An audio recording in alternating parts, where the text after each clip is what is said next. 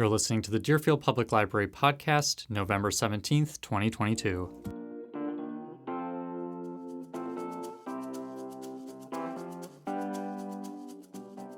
Thinking is fun. Thinking is liberating. Thinking is surprising. Thinking together with other people is fun and surprising. Welcome to the Deerfield Public Library podcast, where we interview authors and other notable people from Chicagoland and around the world. I'm Dylan Zavagno, Adult Services Coordinator at the library, and I have the honor of presenting a conversation with Deborah Nelson, author of Tough Enough, Arbus, Arendt, Didion, McCarthy, Sontag, Weil, published in 2017 from the University of Chicago Press. Deborah Nelson is the Helen B. and Frank L. Sulzberger Professor of English and Chair of the Department of English at the University of Chicago. It's really an honor to talk to her. This podcast conversation was occasioned by the death of the last living subject of her book, the writer Joan Didion, who passed in December 2021, which prompted the book discussion I lead at the library, the Classics book discussion, to take on a three-part career-retrospective series on Didion, from her early essays in the collections Slouching towards Bethlehem and the White Album, to her middle period of political reporting and political novels, and finally, her later period of best-selling memoirs, like The Year of Magical Thinking and Blue Nights, which cover the deaths of Didion's husband, the writer John Gregory Dunn, and their daughter Quintana, respectively. Deborah Nelson's fascinating book, Tough Enough, certainly helped me and my book discussion put Didion in context of a group of 20th century writers. And I think it's a fascinating book and conversation, whether you're a reader, fan of Joan Didion, or any of these thinkers or not. There are a lot of popular ideas about the value of literature and art towards, say, empathy that these writers ask us to question and think deeper about.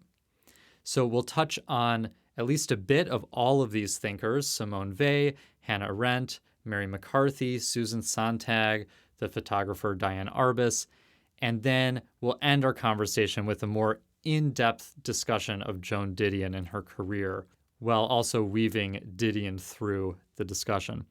All of these women, Deborah Nelson says, were self-consciously unsentimental in their approach to addressing the suffering and horrors, global and personal, of the 20th century. Nelson says that while these writers might not have liked being grouped as women, and notes that this kind of unsentimentality was dominant in intellectual movements of the late 20th century, their status as women made their rejection of sentiment scandalous, and also made them really self-aware of what the benefits, the costs, the potential agency or not that this approach has to offer. So to introduce our conversation in our long intro here, I wanted to read just a couple quotes from Debbie's introduction, which I think stand on their own and help set up the conversation, and then we'll get right into it. Quote, "When unsentimentality succeeds, its descriptors are lucid, clear-eyed, precise, restrained, and penetrating, to name a few. When it fails, unsentimentality veers into coldness, tactlessness, aggression, and even cruelty. Painful reality, it seems, must not be treated too directly, concretely, and realistically without conveying some of the writer's relationship to the suffering, or she, and it is always she, is perceived as cold, tactless, or heartless." And then from the end of her introduction, "This book doesn't follow an overarching theory of unsentimentality. It instead attempts to inhabit the thought and practice of these expert practitioners of that sensibility in the hope that the intimate public sphere, or the compassionate public sphere, as Lauren Berlant names it, will have alternatives, since this public sphere, as she notes, seems to be neither genuinely intimate nor effectively compassionate. A corollary hope is that we will know the costs and benefits of these alternatives. For these women, unsentimentality is not a cure or even a palliative to the suffering that consumes our headlines and news feeds. It offers a troubled and troubling encounter with the shared world that produces such suffering. Facing facts in the terms laid out here does not mean simply knowing them, which is why the aesthetic component of this project is so important. If facts alone could lead us to the promised land, facts about climate change, gun violence, terrorism, war, racial prejudice, economic inequality, then we already live in a paradise of facts. The problem is not that we do not know what is happening, but that we cannot bear to be changed by that knowledge. The women I discuss in the following pages all insist that we should be changed, however much we give up in the process. Debbie, thank you so much for being here. This must have been years of thinking and reading and writing, and I know this book was published in 2017, so over 5 years ago. But I think one of the great pleasures of the book, if I can talk about pleasures with these subjects. Yes, absolutely. Is really the pleasure is getting the benefit of all your thinking through all these years, because I think as a kind of casual reader librarian, I would encounter some of these writers over the years and certain things would stick with me. So in the education and library worlds, it's very common to hear people talk about literature building empathy. Right. And I would have something in the back of my mind where I'd go, well, didn't Didion say that thing about writers always selling someone out? Or I would hear like an interview where someone would summarize like Sontag saying, well, empathy is a mug's game. And that stuck with me for years. And I'd have this kind of asterisk, like, right. Well, I'm not sure if empathy is really the thing. So I guess I'm sort of wondering, when did this start to cohere for you? Did you always have an interest in this suspicion of empathy? That was not the provocation for the book. I didn't think, I have to write something and disabuse everyone of literature's relationship to empathy. When I started it, it was really more about a certain kinds of distance and coldness that I thought was really interesting. And also that I thought, so the first thing I wrote was about Susan Sontag and Diane Arbus together. That was the very first piece of it. And actually what I was really interested in was the concept of helplessness. That was something I thought Arbus had a really interesting relationship to that Sontag couldn't understand. And so that's sort of what initially got me thinking about the two of them together, and less about what Sontag had to say about Arbus, but that what Arbus might say to Sontag. And Sontag, and then that moment in photography was interesting to me in the war, that the assumption was that these were going to be motivating. And in fact, there's a lot of literature that about the failure of documentary to mobilize. So I was like, okay, well, what's going on there? So like there was a bunch of questions like that started me off. And even prior to that chapter, or at least talk at the time, when I was trying to sort of sort myself through some questions that were interesting to me, I had been in the papers of Robert Lowell and for my first book, and I wanted to look at Elizabeth Hardwick's papers, which there were very few of them. She was still alive, and she hadn't even deposited the full bulk of her papers, and many of the things in the file were protected for 50 years after her death. So I was like, I'm never going to get some of this stuff. But I saw that she was writing about Simone Weil in this very interesting way. Simone Weil is this French philosopher and sort of political anarchist and general rabble-rouser who became a Catholic convert in the early 40s. So people maybe know less about Simone Weil than your listeners than they would know about Joan Didion, for instance. And Simone Weil is such a strange figure. And I thought, why? So I started to notice all these people are kind of interested in Weil. They don't know what to do with her, but they admire her for reasons that they don't seem quite able to account for. So then I got interested in that. So like the pieces were all coming together. And then sort of as I was going along, the book took a long time to write because I had to sort of learn all the literature about 5 or 6 completely disconnected people, and that was time consuming. But the empathy arguments were getting louder and louder, and I just thought, this is making. I mean, I think anyone who teaches actually knows this is a very difficult thing to do. right? Like Yeah. it doesn't necessarily work in the classroom. Students have all kinds of reactions to difference, and to even the kind of character and tone and voice of a piece of work. They don't necessarily empathize with it. Sometimes they find it very disturbing. Sometimes they dislike it. Sometimes it makes them angry. I mean, so the kind of emotional quality of it, I just thought this is a very, very much too easy argument about what literature does. And so I thought, actually, so then as it went along, I was, well, they really have an account of why this might not be the assumption we want to make. And we might want to actually actively resist it a little bit.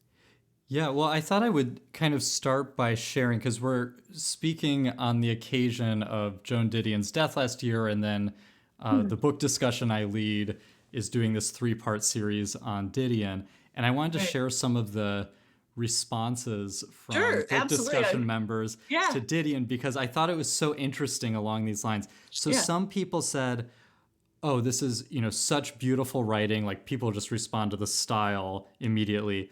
Then here's some other quotes. She tells it like it is. Someone said, well, I was a hippie, and I don't think she treated us very fairly in her Slouching towards Bethlehem essay. Well, and that's someone for else, sure. Yeah. And someone else said, well, I kind of see what she's saying about the women's movement, but I think she's making generalizations. Someone else even... So you were doing the White Album. Or we did, yeah. So we did we're doing 3 parts. The first discussion was essays from Slouching and White Album. Yeah.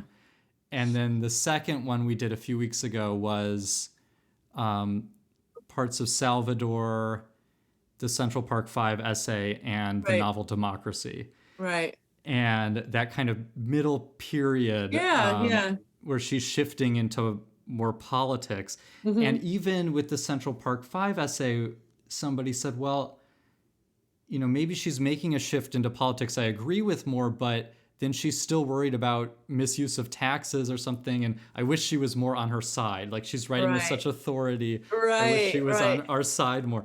I just thought all of these were so fascinating. They're not, this purely, oh, this is opening me up to empathy.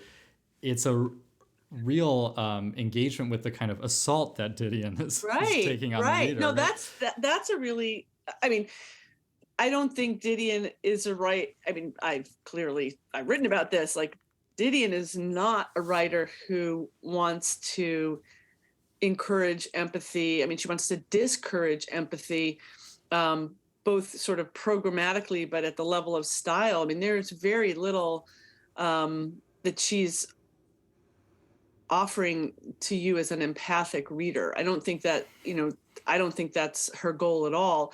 I think Didion would very much like to shift the terrain of literature more towards thinking than feeling, right? Like, think about what's going on and like look at this, observe it with some care and think about it rather than have feelings about it. And, that's the whole critique of Sentimental Journeys, the essay about the Central Park 5 and the rape of Central Park jogger, which is that this whole discussion in New York had gotten wrapped up in different competing feeling camps and missed, so that each camp felt vindicated on the basis of righteous feeling, right? So, like, you cannot have a conversation between them because they both have a sense of their own righteousness based in their feelings of empathy for one side or the other.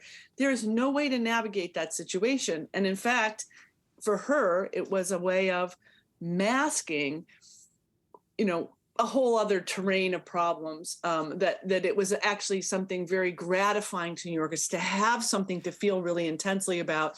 And so we should be very suspicious of that. So in that way, I don't think, if you want to look for, empathy in literature, that Didion is not the person you go to. It's just amazing. Yeah. Yeah. Go ahead. Okay, well, I thought we would sort of talk through, I just loved the book so much because it really helped me synthesize all of this thinking and things that I would find really difficult, or that people in our discussion found really difficult about Didion. Going back through all of these thinkers was so clarifying to me. I did want to ask about Simone Weil because her writing is so difficult, and I got the sense that if we could understand her, we'd really understand all of these writers. I thought I would ask you about this zone of silence that she talks about. Is this from Factory Work? Yes, it's Yeah. from Factory Work, where she's saying you can't really represent suffering, basically, or it's very, very difficult to. Right. Right. Yeah. Right. And I think she's also saying that people who are suffering themselves can't represent suffering. Right. So that she's saying, that's that very striking image that she uses, if you leave the island, you won't look back. Right. So that if you escape from that condition of suffering, that you sort of banish it for her to this realm of silence. You don't want to engage it anymore. So for her in this essay, it's a very beautiful essay about the time that she spent working in the Renault car factory. And she was particularly ill-equipped for factory work because she was very frail, physically frail, and given to migraines. So it was a kind of excruciating process for her. But she really wanted to understand what it was like to be a factory worker, because so much of the labor movement at the time in France was about people working in factories. One of the things that she sees in the factory is, how you become part of a machine, and you become, become sort of an animal and sort of a mechanized creature. But neither of those things are capable of thinking and capable of then telling you what they're thinking. So that in the process of doing the factory work, you can't talk about it. And then as soon as you've been extricated, you actively, and it's not a psychological account. It's not like she's saying that you're repressing it or something like that. She's saying Right. literally it becomes so distant from you that you can't report on it and you don't want to. In a way, she kind of doesn't give you much access to it other than the fact of it's happening. You're knowing more about the personal suffering of someone shouldn't actually matter, right? You don't need to experience their suffering. Your empathy is absolutely not relevant, right? Yeah. If you know this suffering is going on, that should be enough, right? You don't need to have a kind of intimate experience and account of it. She does say it sort of falls into this, I guess I didn't remember that phrase, the zone of silence, but it sort of disappears. And I think that she's saying, why is it so hard to do anything about this? Because it's very hard to actually communicate this information. And she felt that, she had a very complicated relationship to communism and Marxism in 1920s France. And she thought that a lot of the left labor movement really did not understand what was going on in the factories because they hadn't been in there, or they weren't really observing it, or something, that they were too abstract and not dealing with the actual conditions. But she puts herself in a very difficult position. She's trying to tell you what factory work is like, but not from the psychological or emotional aspect, but really what does it look like? What happens to these people in the factory? And you can see it. And it was something like that they will not look back. And you said something like, well, but there is that will aspect. You Right. could try to turn around and look back, and she's going to try to do that. And that's sort of what all of these thinkers are doing. It's I'm going to try to turn the camera as far as it can go, and I'm going to show you that it can't really go that far to look at suffering and represent it. So I wanted to ask you about Hannah Arendt, and she sort of picks up this idea, and I thought this was so fascinating that we forget that the Holocaust wasn't represented for 15, 20 years after the Holocaust, right? And that she's sort of dealing with, all of a sudden, we have this suffering that's being talked about in public, and she's saying, there's issues here. You can't just represent this directly. Right. And, in a similar way to Vey, so it is helpful to remember, we're so familiar with it, at least, or certainly I will say my generation, I'm almost 60. So you could say the Holocaust comes rushing onto the stage in the early part of the 60s. Some things had been written, Elie Wiesel and Primo Levi, and some of these other things we think of as classics, they just hadn't circulated very much. And then with the Eichmann trial and then a whole bunch of other stuff, it just sort of it was a turning point, or a kind of a shift where all of a sudden this was on there. And I think because she herself did know much more about the actual experience both from friends and, the extensive reading she had done on the documents that had come out from the Holocaust or from the Nazi record keepers. She knew, and she just thought, you are just going to be stymied. You can't look at this directly. First of all, even if you did, and people have said this about the Holocaust over and over and over again, you can't actually ever know what that was, right? It's not something that can ever truly be communicated. It's even the people themselves couldn't believe that it happened, right? It sort of defied the imagination. But then to keep trying to take that avenue as to what was that suffering like is to be consumed by it, to be overwhelmed by it.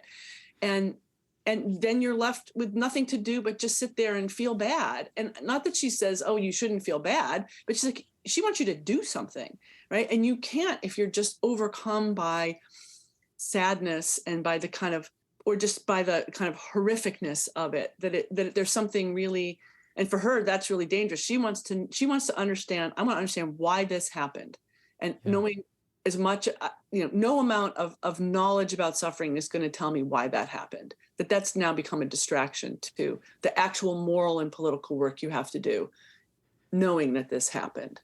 Yeah, I had such a sense reading that chapter that, we had a few years ago, Ken Crimstein did a graphic novel version of the life of Hannah Arendt. Oh, really? I don't even know that. Oh my God, I must so good. have that book. It's so good. It's called The Three Escapes of Hannah Arendt. And, I struggled so much with her thinking at that time. And I really got a sense of that freedom that she's fine with you feeling something, but then you have to kind of think after that. Right. It was such a separation of feeling and thinking. And that was like, oh, that is what Didion's doing again. Right. Right? Yeah. In many ways, it's like I don't think it would be simplistic to say, well, just don't feel that. That's just dumb. Like, it's not possible. Right. But the point is, like, then contain it. Like, that's not the site from which you try to do something, is that sense of emotional pain or turmoil or that has to pass before you can get back to now, and I really wish that we would think about literature as a place to think, not just to, I don't know why we feel like I don't know why that seems a superior way to attach to literature. Thinking is fun. Thinking is liberating. Thinking is surprising. Thinking together with other people is fun and surprising.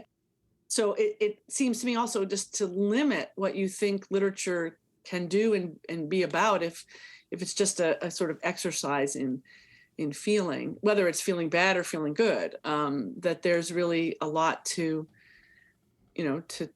contemplate and to try to understand in some sense, they want you to do something. They don't want you to just be passive. And feeling to them, I think I don't think I really talked about this, but it's associated with passivity. Certainly for Sontag, that was very direct in Sontag. Oh, yeah. Yeah. That was fascinating. I want to get to that in a second, because one of the things that it was like, and Sontag talks about this too, is that like emotional or empathetic responses don't have predictable effects. And that's why they're not, they're actually morally neutral. But we talk about them as if they're morally positive. Right. And that was such a feeling of freedom I had reading this that, then of course I also questioned immediately and was worried I'm sentimentalizing that freedom in deference to these writers. But it still really stuck with me in a way that, again, hadn't when I had just sort of read these authors, piecemeal. You mentioned something about looking together, so I have to briefly talk about Mary McCarthy. Right. And I want to ask you about either the small tube of anchovy paste or the train scene. But I had an experience recently. I hadn't read much McCarthy, and I picked up her reporting on Vietnam because in our Didion discussion, Didion wanted to go to Vietnam and report on it, but she was told, thwarted several times. Some of the boys are going out, you're not allowed to go.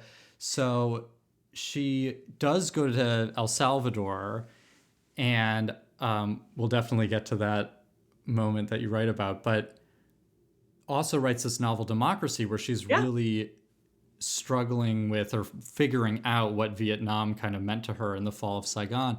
Right. And so I'm reading Mary McCarthy, who did get to go to Vietnam and, influenced Joan Didion, but also wrote this, scathing review of the novel Democracy. Right. Anyway, I was shocked at how fun McCarthy was. McCarthy was like, she was just like, oh, I thought this crazy thing. I tried to start this petition. It didn't work. I don't know what I'm doing. Right. She was, it seemed like she was allowing herself to be less controlled. I'm sure it was very thought out, but right. But she, I think I say this very like in one half of a sentence or something, but Didion doesn't turn the irony on herself, right? And McCarthy always does. Like McCarthy is very much, self-mockery and farce in McCarthy are just consistent throughout. She's always a character of some absurdity in her own work. And that's what, and she also, it's not sort of so lacerating that she doesn't have any place to stand. I mean, she wants you to take her ideas seriously. She was a serious literary critic. She was a serious cultural critic, but I write about this essay, but this essay that she writes about, she's trying to write about sort of personality types in a certain way. And she casts herself as this artist in an essay called Artists in Uniform. And, she's making very serious points about anti-Semitism, about fascism, about McCarthyism in this essay, but she herself looks kind of absurd throughout the whole thing. Like her portrait of herself in this green dress with these big earrings, she doesn't take herself as seriously as Didion does. Didion is not, McCarthy is more of a character in her work than Didion is. Didion's a position to view through her, but McCarthy's a character. And that operates a little differently. One thing that would be interesting to read in this vein is, certainly her, the first memoir Memoirs of a Catholic Girlhood, but she also has this beautiful, beautiful book on Florence. And, she has a lot of interesting things that she wrote about art, that kind of moral clarity that she writes with is part of that work that's really interesting, even though she's very good at writing about art and situating it and telling you something about it. So I forgot the question. Oh, okay. I'm sorry. I wanted to ask about that looking together aspect, because she and Hannah Arendt were quite close, but had this sort of interesting relationship with friendship. Yeah, that is such a shock. It's such an interesting so you're talking about a eulogy she wrote for Hannah Arendt. And she was devoted to Arendt. She spent a good part of the last years of her life seeing that Arendt's papers were properly cared for and bringing The Life of the Mind, which was Arendt's last major work. And it's a very major work to press, editing. She was absolutely devoted to Arendt and thought, was so admiring of her. But Hannah Arendt had a different idea, and maybe it's more Germanic or European, or maybe it's just more Arendtian, about friendship, that certain kinds of intimacy were just too much or inappropriate or intrusive in ways that I think most Americans wouldn't think. So Mary McCarthy tells the story of putting a little tube of anchovy paste with Hannah's breakfast things when Hannah Arendt was visiting her for something, and that Arendt sort of took offense at that breach of intimacy, and so it's, you think, how can that be? They've been really best friends for probably 15 years at that point. Yeah. But Mary McCarthy makes something of it. She sort of thinks along with Hannah Arendt to understand what that meant. And for them, I think, friends or not friends or merely associates, being able to look at the world with other people meant not staring into each other's eyes, right? You're not trying to read the world through the other person's reaction to the world, which is a little bit about the empathy circuit. Like, oh, I now see you, and you're the way you're wounded by the world. And so they're trying to like shift your gaze. Like, no, look at the world. What is the thing that's doing the wounding? Don't look at the wounded person, but look at the source of injury. What is it what's going wrong here that's causing harm? So so that you can understand that thing. Like, you can't learn any, you get caught in a kind of endless cycle with each other if that's how you're attempting to sort of always see the world through. Like, it's very important to be able to see how other people perceive the world. I mean, that's for Hannah Arendt, that's what she calls plurality, is that you realize other people have different perspectives. But empathy in some ways erodes the difference. You have to let people have a different experience and let them tell you about it. Don't try to, feel your way into their thinking, but let them tell you, let them account for it. Yeah. That's sort of how you produce an account of the world, is by multiplying these accounts of the thing in the world. Yeah, right. There was like the idea to say, what are you going through? That was sort of the ultimate way. But it's so funny to say, but don't leave anchovy paste, even though I like it, because that, and there are several moments that I love in this book where you do sort of address the reader and be like, this is a little out there, right? So there was a moment, you're talking about Didion and Year of Magical Thinking, when she writes about, well, self-pity, that is just the worst. Oh, right. They're like pestilential, most reviled, right. And you're like, really? Is that really, like, And there was this other moment with Sontag that I thought was so remarkable, where Sontag's another person who, I mean, you say she really wasn't a systemic thinker, or at least not a good one. But, I've picked up bits and pieces of her arguments over the years, and you find this obscure German interview which she says that illness as metaphor and against interpretation are actually making the same argument, and that it's actually this consistent argument in Sontag. The only consistent argument she ever made. Right.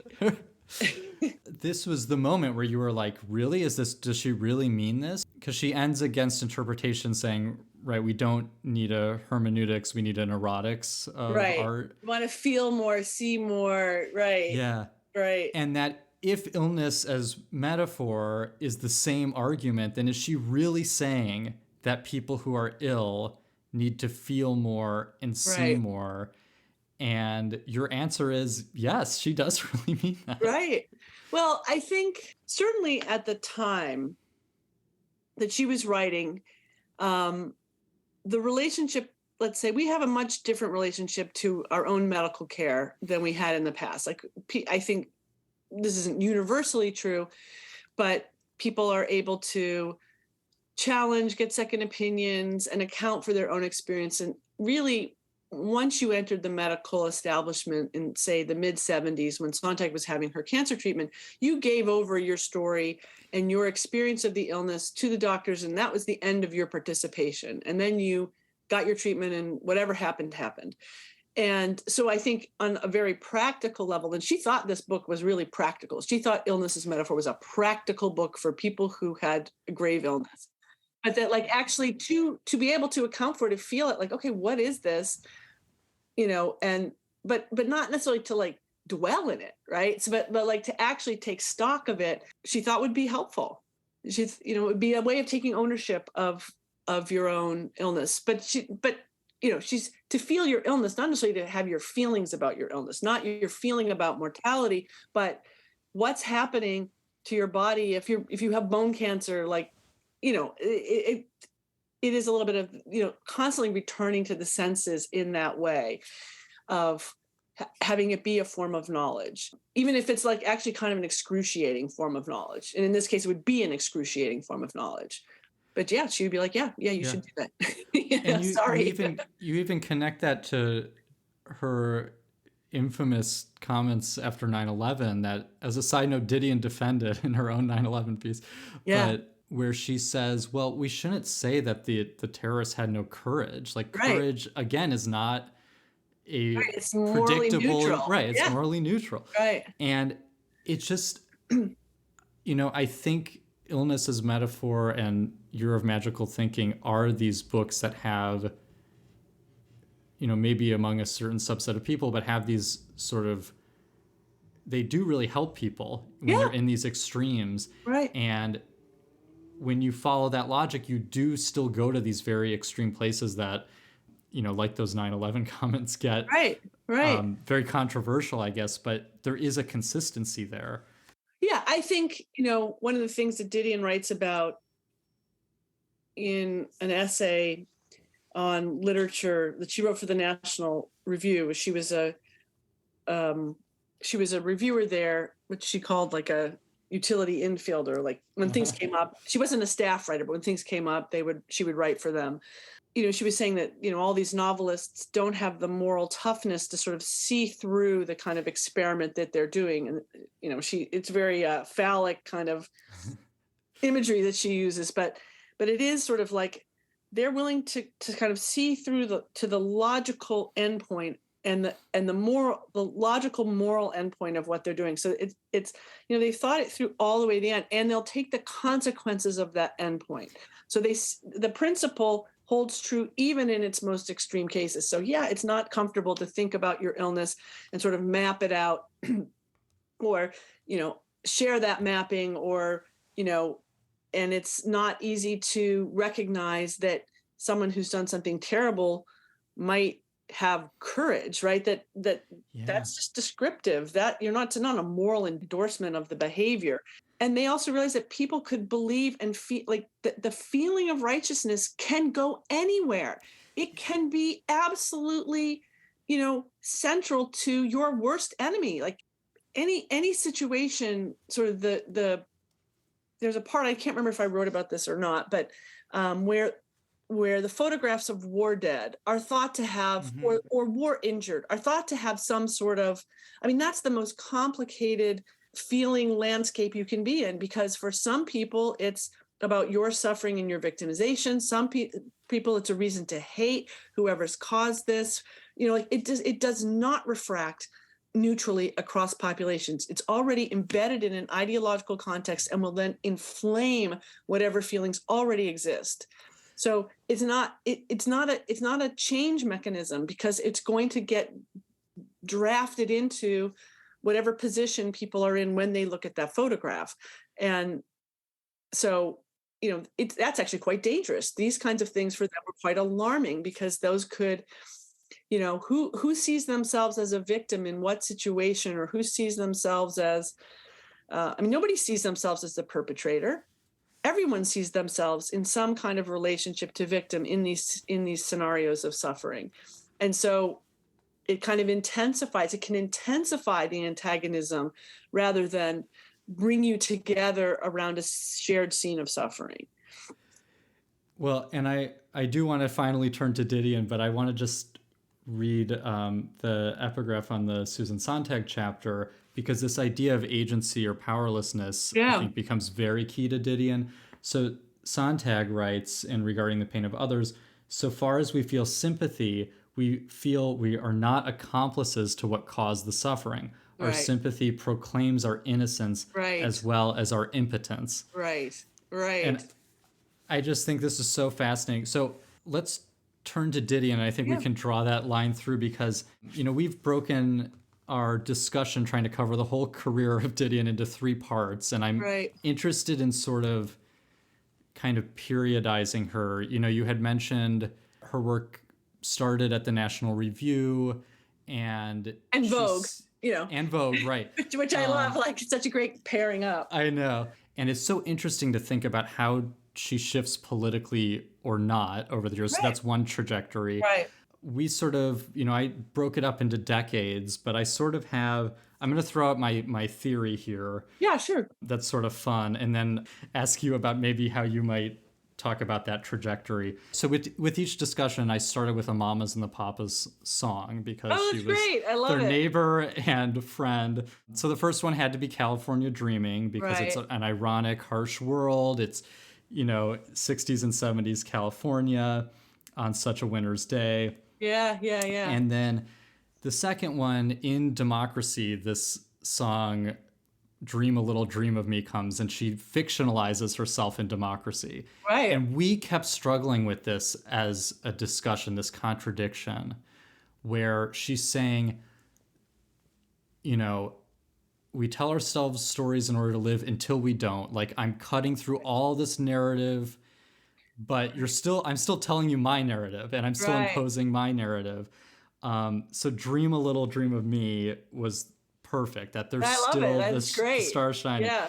Okay, so then the last discussion, which is in a couple weeks, is in Blue Nights, Do You Want to Dance, where her daughter is talking about, Right. and there's that final turn that I want to talk about where she wonders if maybe she doesn't want to dance anymore, like she doesn't Right. want to write anymore. Yeah. So that's how I sort of periodized I like that a lot. I think, in the sort of, this, let's say, scholarly world, that maps pretty closely. So, I mean, in the early, so I would sort of, I wouldn't be alone in this, like up through sort of the White Album, the end of the 70s, and when Robert Silvers at the New York Review of Books asked her to do more political writing. Right. And really encourage that. And then a lot of even the novels inflect that way. So Democracy, and that's after Book of Common Prayer, but I forget the one that comes after The that. Last Thing He Wanted. The Last Thing He Wanted, Yeah. and then also After Henry, that collection, and then the Political Fictions, that collection. So she was doing a lot of political writing. And then at the end, I mean, I do think there's a kind of turn at the end where she starts to look back at herself, where I was from, and some of the work around that time, which really where she then sort of has a little bit of meta commentary about herself. She sees some of her own patterns in her work, and some of the myths that she both bought into and then became, one of the great purveyors of. Right. So, she was a very harsh, El Salvador is really a critique of right-wing, intervention in Latin America and Central America. And she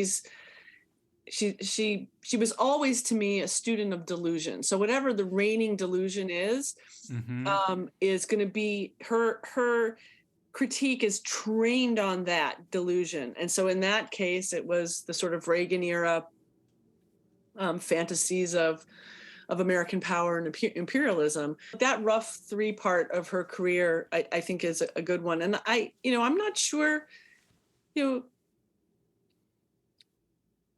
I don't know that. I mean, I've always debated this with myself. I don't know that she. I think she always stayed the same in a certain way. Now, I don't mean that would, but the world changed around her. So like some of the things that she was so bothered by in the 60s and 70s were no longer important enough to be bothered by. And so, she was just constantly looking, what is power doing?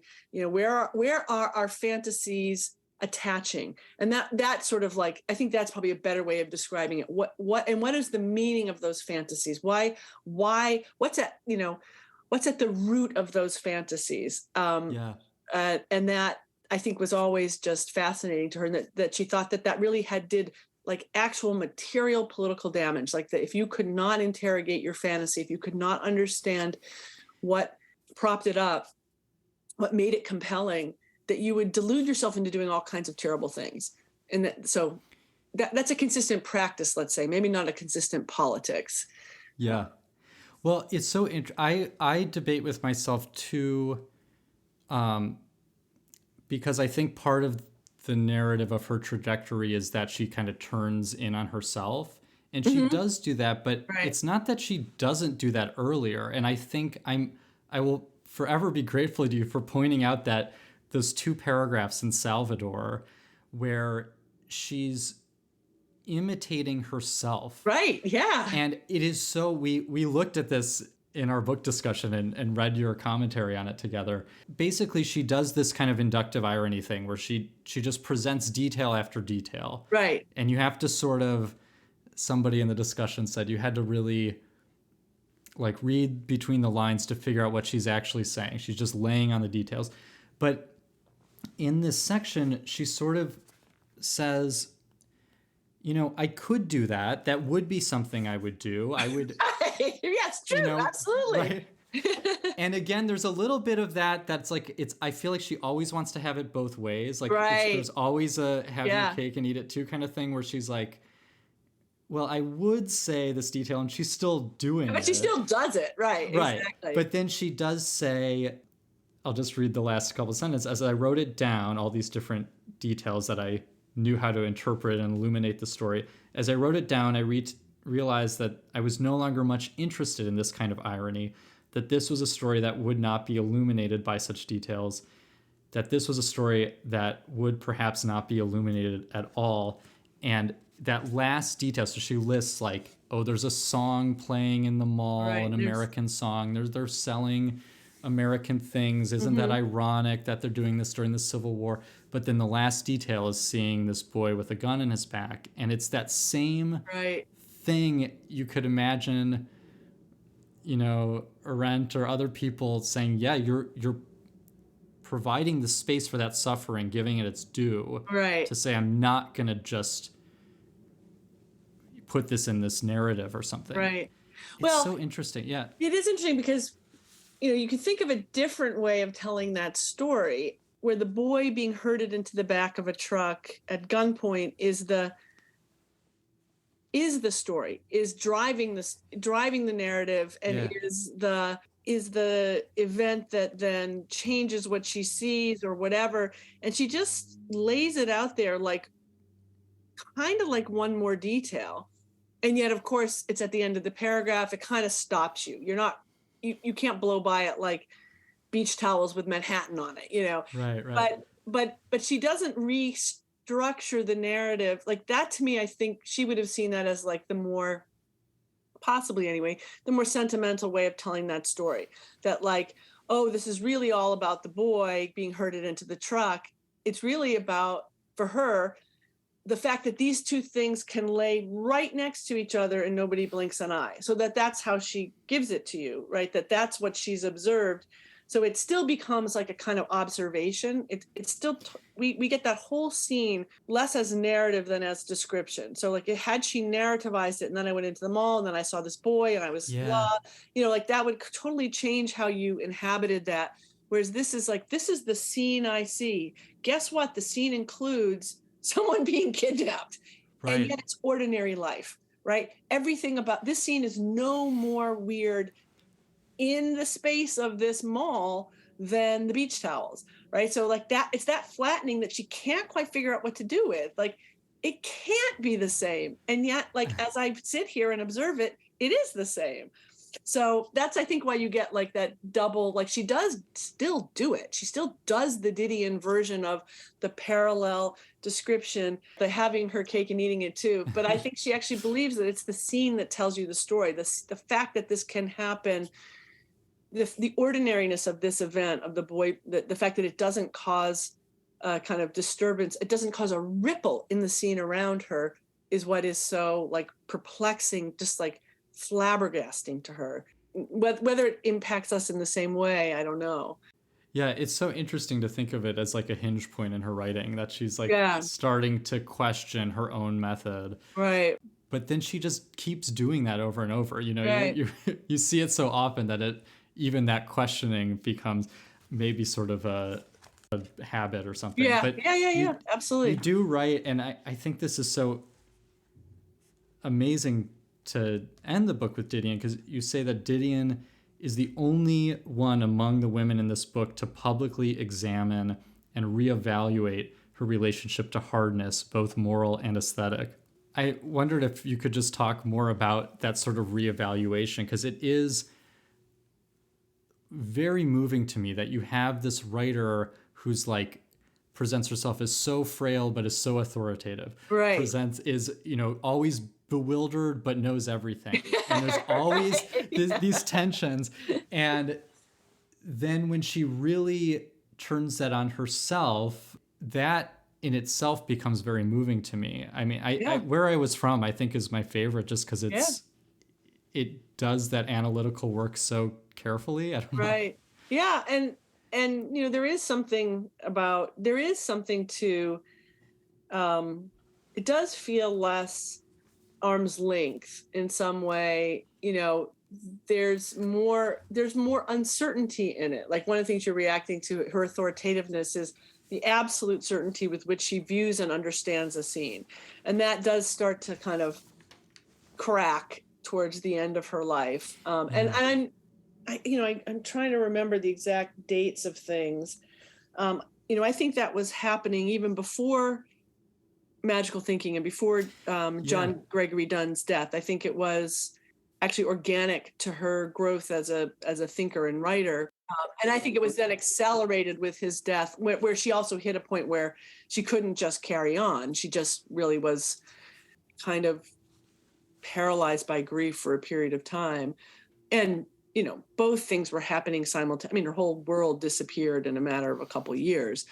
And that, but I see it as I wrote about it, I thought of her as being very self-conscious about that in Where I Was From, and much less self-conscious of it in writing about Quintana's death, that she really didn't see Quintana repeating back to her own career motifs, but in some sense did, because she kept worrying it, going back over it in the last chapters of the book. She kept over and over returning to that question, but she doesn't explicitly turn it back on herself and go like, my God, this was, you're not just, you don't have to totally reject it.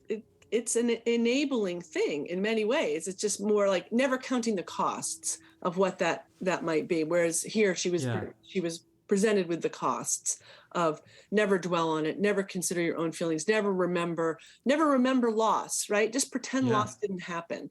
That sort of, for her, was like a kind of endemic to the California character. And in some ways then the American character, is that we just forget our losses. We cut our losses and move on, as if there's no consequence to doing that. And that was, and she suddenly realized what the consequences were. It's amazing.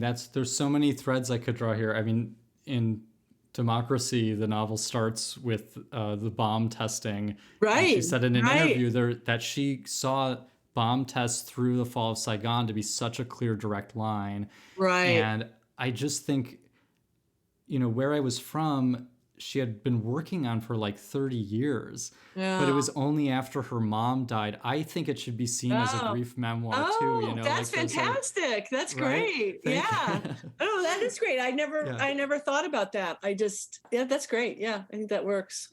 It's funny that, I don't know if you've seen the New York Times did a piece on this, and somebody else, that her estate is going up for sale because she has, she has, she has some family members, nieces and nephews and stuff, but she's, so they're selling the estate, and that one of the beneficiaries is the Sacramento Historical Society. Right. Which just, I'm like, really? Yeah. Didn't you learn anything from these last few years? Are we really going to put all this money into erecting the mythology that you've just taken down in the last 20 years? So anyways, really, I was like, gosh, that is such a striking detail. Yeah, there's something that you said earlier that I also wanted to pick up on, and this would draw us into Blue Nights and the kind of conclusion here. There's this moment in an interview with Hilton Als where she talks about that shift to political writing, and she said, I was really bored with the personal writing, and she was getting such strong responses from her readers, and it was depressing because there was no way for me to reach out and help them back. I didn't want to become Miss Lonely Hearts. And it's so interesting because she sort of does, in those last two memoirs, become this celebrity and this icon of grief. Right. The way you wrote about Blue Nights gets at, you had already mentioned it, that she sort of says near the end, well, what if the words don't come anymore? And you say, well, she might actually be saying, what if I don't want them to come anymore? Right. Right. And for somebody who is so in control, who is such a powerful writer, it's Right.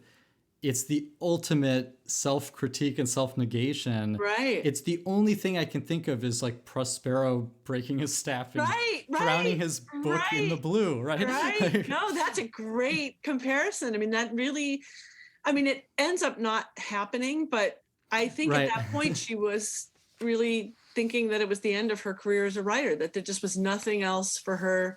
She couldn't be Joan Didion anymore. You know, how I write is what I am. And if she couldn't write that way anymore, that she herself couldn't exist, and what would be the point? And, you know, there was no major work ethic. She was ill. I mean, there's many reasons. She was, you know, at the end of her life and very physically taxed by her own illness. But yeah, I really do think at that point she didn't know who she was and didn't know how to re-inhabit, and maybe didn't want to re-inhabit that version of Joan Didion, right? That she had kind of cast it aside and said, like, okay, this is something I can't believe in anymore. It's just amazing. Yeah. Debbie, I just can't thank you enough for your time. And this is so fascinating. I loved this book and got so much out of it. Oh, well, thank you. That is so nice to hear. I really appreciate that. You can check out Tough Enough, Arbus, Arendt, Didion, McCarthy, Sontag, Weil, or other books by and about these authors at the Deerfield Public Library, or learn more about our guest Deborah Nelson on her University of Chicago webpage. And we'll also link to the University of Chicago Press page for the book as well. I also want to note that Tough Enough won the Modern Language Association's James Russell Lowell Prize for Best Book of 2017 and the Gordon Lang Prize in 2019 for the most distinguished contribution to the University of Chicago Press by a faculty member.